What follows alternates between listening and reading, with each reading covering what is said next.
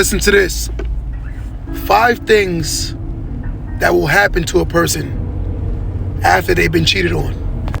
Number 1, everything you say is a lie. Lying is everything to them now. No matter what you say, it's a lie. Just understand that they don't believe anything you say. Number 1. Number 2, they'll never trust you the same. The trust is out the window. So every time you say something, it's always going to be a face of, I don't believe you because I don't trust you. So when they don't trust you, they'll always think the worst of the worst in any dilemma, in any situation. You're never going to be trusted again. Number 3, they'll suffer from anxiety. Always wondering in the back of their mind, right? They'll think once, they'll think twice, they'll think 3 times. They'll always wonder because anxiety kicks in. And when anxiety kicks in, it makes you behave strangely because of the lack of respect. They think that you're always hiding something. Number 4, you raise insecurities.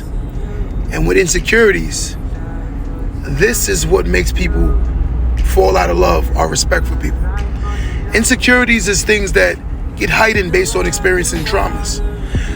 You may blame the person for not feeling the way they should feel about you, but now they feel insecure. Sometimes they may not think they look good enough. They may think they're not worthy enough. They start wondering what they've done to make you behave that way. And that affects the relationship tremendously. Number 5, respect, respect, respect. Sometimes when people say things to you when they're angry, it's how they genuinely feel because the hurt that's inside is coming out in word format.